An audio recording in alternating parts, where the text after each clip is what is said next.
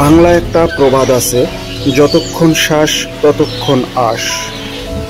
ঠিক তেমনইভাবে হরিণটি তার সর্বোচ্চ চেষ্টা করে যাচ্ছে এই হিংস্র বাঘটি হতে নিজেকে মুক্ত করার জন্য।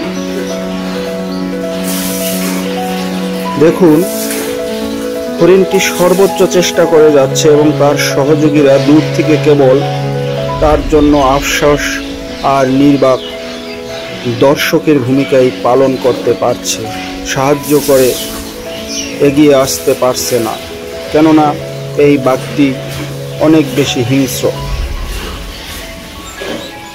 তো হরিণটির বুঝে গেছে তার একার লড়াই একাই করতে হবে, অথবা তার শক্তির শেষ পর্যায়ে এসে চিতার কাছে নিজেকে সঁপে দিতে হবে।